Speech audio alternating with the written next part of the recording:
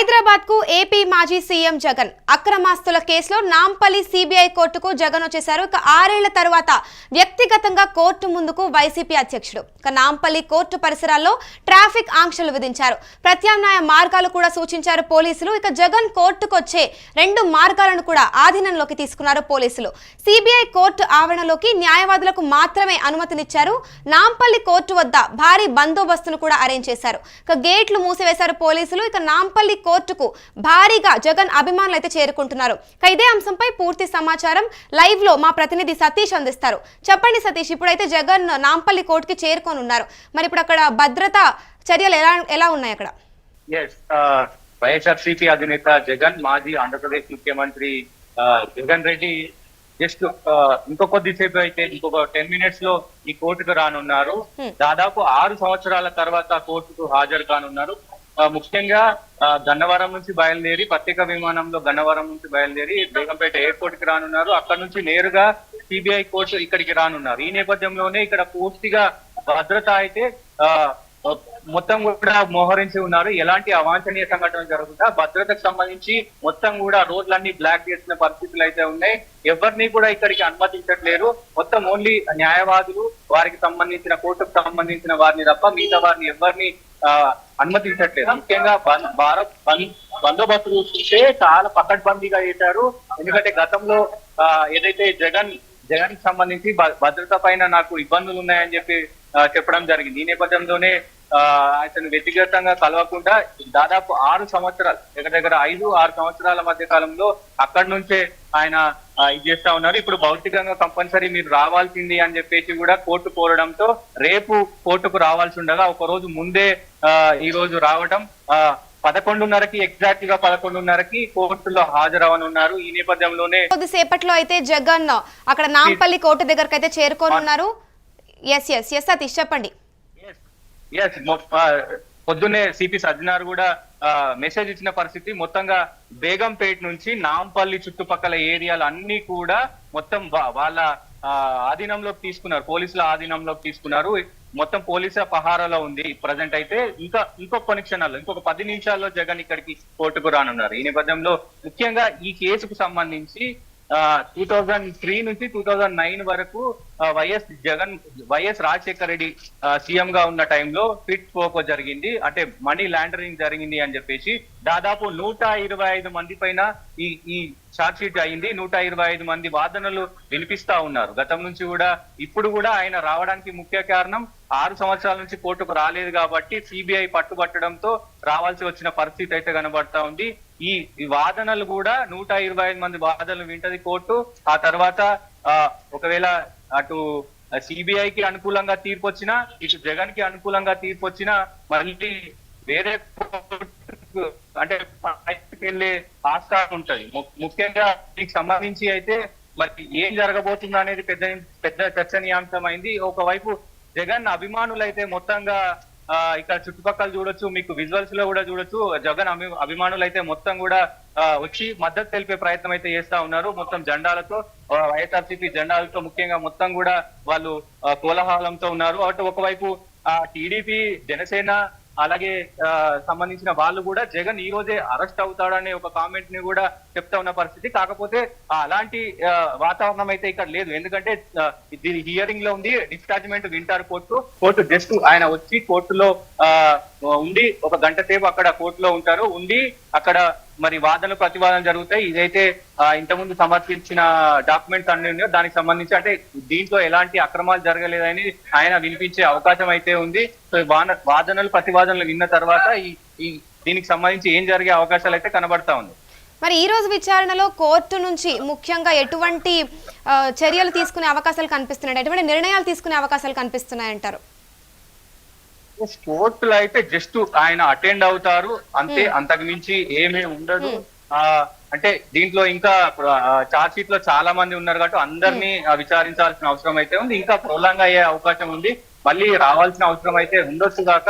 So ఏం జరుగుతుంది అనేది చర్చనీయాంశమైంది. ఆయన ఏదైతే దీంట్లో అక్రమాలు జరగలేదని పిటిషన్ వేశారో జగన్, దాన్ని చెప్పే ప్రయత్నం ఈ రోజు కోర్టులో చెప్పే ప్రయత్నం జరగవచ్చు.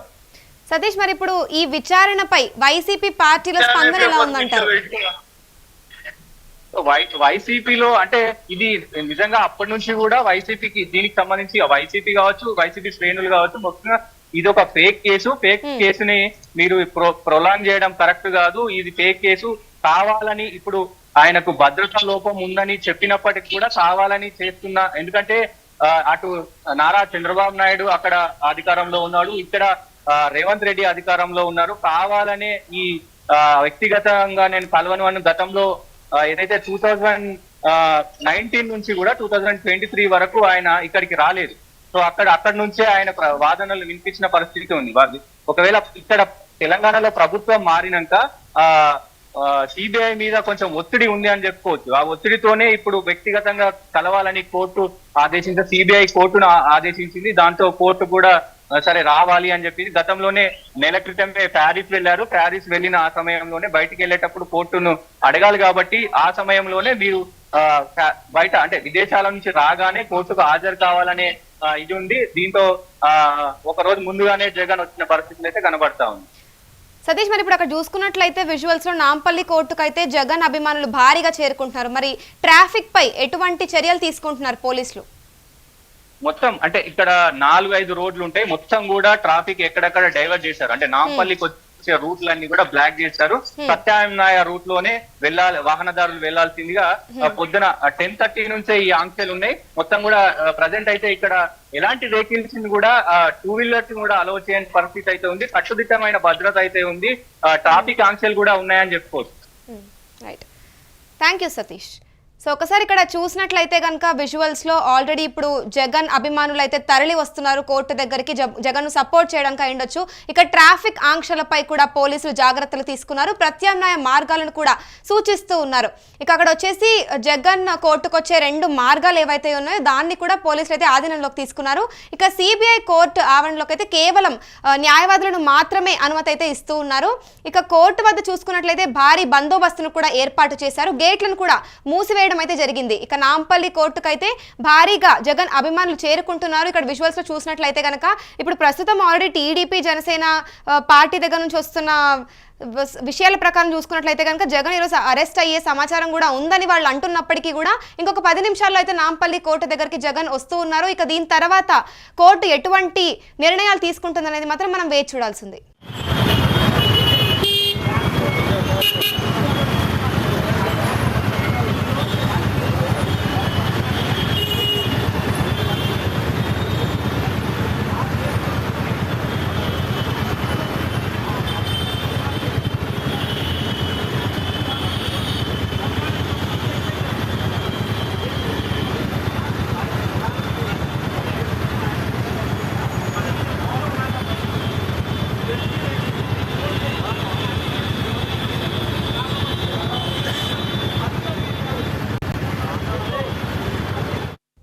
ఇక ఇదే అంశంపై పూర్తి డీటెయిల్స్ మా ప్రతినిధి కిరణ్ అందిస్తారు.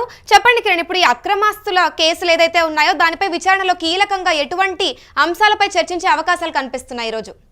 అమూల్య, ఇది అక్రమాస్తుల కేసు అనేదానికన్నా గత ప్రభుత్వాలు ఏదైతే కక్షపూరితంగా పెట్టిన కేసులు అని చెప్పి వైసీపీ నేతలు గతంలో చాలా సార్లు మాట్లాడిన సంగతి మనం అందరం చూసాము.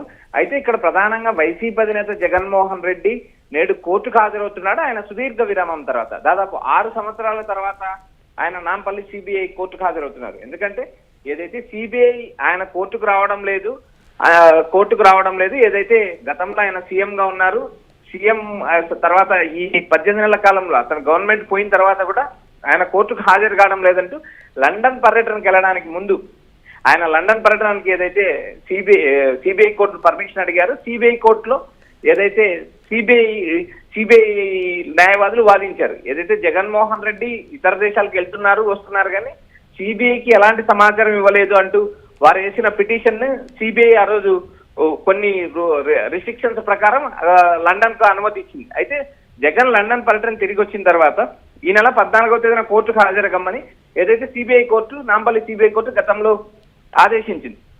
ఎందుకంటే ఆయన కోర్టుకు హాజరవ్వడానికి తనకు భద్రతాపరమైన ఇష్యూస్ ఉన్నాయి, అది ప్రభుత్వానికి అదనపు ఖర్చు అవుతుంది. సో నేను ఏదైతే వీడియో కాన్ఫరెన్స్ ద్వారా హాజరవుతానంటే ఆయన పిటిషన్ వేశారు. తర్వాత జరిగిన పరిణామాల్లో భాగంగా ఆయన ఆ పిటిషన్ కూడా వెనక్కి తీసుకొని ఈ నెల 20 కానీ 21వ తేదీ కానీ నేను నాంపల్లి సిబిఐ కోర్టుకు హాజరవుతానని జగన్ తరఫున లాయర్లు విన్నవించారు. సో ఆయన ఈ రోజు ఏదైతే తాడేపల్లి నుంచి ఆయన నాంపల్లి సిబిఐ కోర్టుకు మరో 5 నిమిషాల్లో రాబోతున్నారు. ఇప్పటికే ఆయన బేగంపేట ఎయిర్పోర్ట్ లో దిగారు. మరికొద్ది సేపట్లో ఆయన నాంపల్లి సిబిఐ కోర్టు జరుగుతుంది. ఏదైతే జగన్మోహన్ రెడ్డి కోర్టుకు హాజరు కాలేదంటూ సిబిఐ ఏదైతే ఉందో అది పదే సిబిఐ పిటిషన్లు వేయడం, చివరికి దీన్ని ఏదో ఒక విధంగా జగన్మోహన్ రెడ్డి కోర్టుకు రప్పించడానికి సిబిఐ వేసిన పిటిషన్ గానే పలుసార్లు ఏదైతే వైఎస్ఆర్సీపీ నేతలు కూడా వ్యాఖ్యానించే పరిస్థితి మనం చూసాం. ఎందుకంటే జగన్మోహన్ రెడ్డి ప్రజా జీవితంలో ఉన్నారు, ఆయన మాజీ ముఖ్యమంత్రి, అంతేకాకుండా ఆయన మాజీ ముఖ్యమంత్రిగా ఉన్నారు, పులివెందుల అసెంబ్లీకి ఎమ్మెల్యేగా ఉన్నారు. ఆయనకి ఎక్కడికి పోయే అవకాశం లేవు. ఆయన రాజకీయ పార్టీ కూడా ఆంధ్రప్రదేశ్ లో ఉంది కాబట్టి ఆయన ఎక్కడికి వెళ్ళే అవకాశం లేవు. అయితే ఇప్పుడు ప్రధానంగా ఏదైతే ఉందో సిబిఐ జగన్ కోర్టుకు హాజరు కావాలనే అంశం మీద తప్పితే ఈ కేసులు ఏవైతే ఉన్నాయో ఆ కేసులు ఇప్పటికిప్పుడు తీవ్ర పరిణామాలు చూపే అవకాశాలు లేవు. ఎందుకంటే ఆయన గత 12 సంవత్సరాల నుంచి బెయిల్ మీద ఉన్నారు. ఆయన ఇప్పటికే చాలా కేసుల్లో నేను నిరపరాధిని, నేను నిర్దోషిని అంటూ ఆయన డిశ్చార్జ్ పిటిషన్ కూడా వేశారు. డిశ్చార్జ్ పిటిషన్లు ఇప్పటి వరకు వాదనలు పూర్తి కాలేదు. అవి వరుసగా ఈ కేసుల పరిణామం జరుగుతుంది.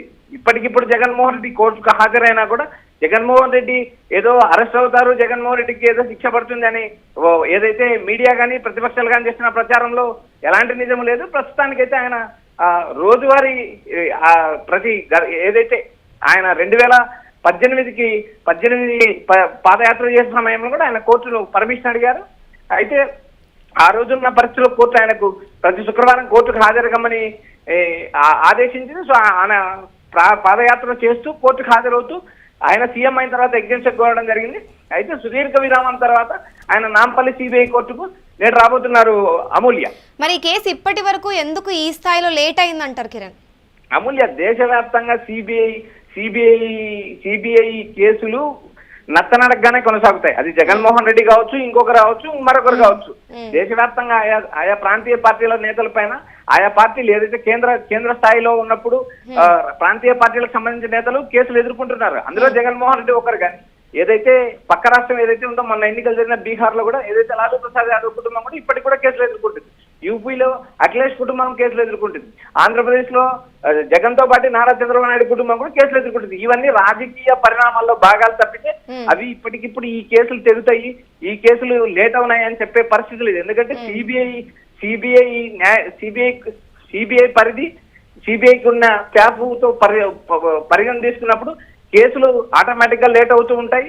కొంత రాజకీయ ప్రమేయం కూడా ఎందుకంటే ఉంటుంది కాబట్టి కేసులు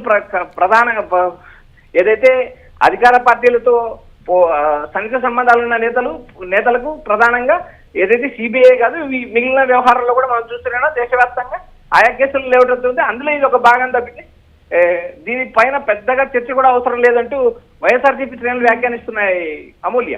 మరి ఇప్పుడు ఈరోజు ఏదైతే కోర్టులో విచారణ జరగనుందో దీనిపై జగన్ భవిష్యత్తులో రాజకీయాలపై ఎటువంటి ప్రభావం చూపే అవకాశాలు ఉన్నాయంటారు? అమూల్య, జగన్మోహన్ రెడ్డి పైన 2011 నుంచి సిబిఐ కేసులు ఉన్నాయి. ఈ రోజు కొత్త కేసులు అయితే అవి కావు. గతంలో ఉన్న కేసులు మాత్రమే ఇవి. ఎందుకంటే జగన్మోహన్ రెడ్డి పైన కొత్తగా వచ్చిన కేసులు ఈ 10 సంవత్సరాల్లో అయితే ఎలాంటి కేసులు కూడా లేవు. కేవలం గతంలో పెట్టిన అక్రమాస్తుల కేసు అంటూ గతంలో పెట్టిన కేసులు మాత్రమే విచారణ నడుస్తున్నాయి. అందులో కూడా జగన్మోహన్ రెడ్డి పైన దాదాపు 8 కేసులు కొట్టేయడం జరిగింది. కేవలం 4 కేసులు మాత్రమే కొనసాగుతున్నాయి. వాటిపైన విచారణ జరుగుతుంది. ఆ విచారణలో భాగంగానే ఆయన కోర్టుకు హాజరవుతున్నారు తప్పితే ఇక్కడ భవిష్యత్తు రాజకీయాల పైన గాని, భవిష్యత్తు రాజకీయాలు జగన్మోహన్ రెడ్డికి ఆటంకం కలిగే అవకాశాలు గాని దాదాపు లేవు. ఎందుకంటే ఆయన ఇదే కేసుల్లో కొనసాగుతూ 2019 నుంచి 2024 వరకు ఆయన ముఖ్యమంత్రిగా ఉన్నారు.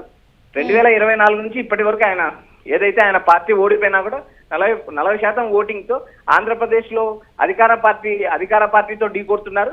అధికార పార్టీ వర్సెస్ వైసీపీ రోజు జరిగే రాజకీయ యుద్ధం మనం చూస్తూనే ఉన్నాం. ఇంతకు మించి ఇప్పటికిప్పుడు జగన్మోహన్ రెడ్డి కేసులు తేలే అంశం కాదు. అవి ఇప్పటికీ తేలవంటే అటు వైసీపీ వర్గాలు కానీ న్యాయ నిపుణులు కానీ సమాచారం అందుతుంది Amulya. Right, thank you Kiran. ఇక చూసుకుంటే మరో 10 నిమిషాల్లో అయితే హైదరాబాద్ కు ఏపీ మాజీ సీఎం జగన్ నాంపల్లి కోర్టు దగ్గరికి అయితే రానున్నారు. ఇక అక్రమాస్తుల కేసులో కూడా నాంపల్లి సిబిఐ కోర్టుకు జగన్ హాజరు కానున్నారు. 6 ఏళ్ల తరువాత వ్యక్తిగతంగా కోర్టు ముందుకు అయితే జగన్ రానున్నారు. ఇక నాంపల్లి కోర్టు పరిసరాల్లో కూడా చూసుకుంటే ట్రాఫిక్ ఆంక్షలు విధించారు పోలీసులు. ప్రత్యామ్నాయ మార్గాలను కూడా సూచించారు. ఇక జగన్ కోర్టుకు వచ్చే 2 మార్గాలు ఏవైతే ఉన్నాయో దాన్ని కూడా ఆధీనంలోకి తీసుకున్నారు పోలీసులు. ఇక సిబిఐ కోర్టు ఆవరణలో కూడా కేవలం న్యాయవాదులు మాత్రమే అనుమతించారు. నాంపల్లి కోర్టు వద్ద కూడా భారీ బందోబస్తు ఏర్పాటు చేశారు. గేట్లను కూడా మూసివేశారు. ఇక నాంపల్లి కోర్టుకు భారీగా అయితే జగన్ అభిమానులు చేరుకుంటున్నారు. ఇక విచారణ తరువాత కోర్టు ఎటువంటి నిర్ణయాలు తీసుకుంటుందో చూడాల్సి ఉంది.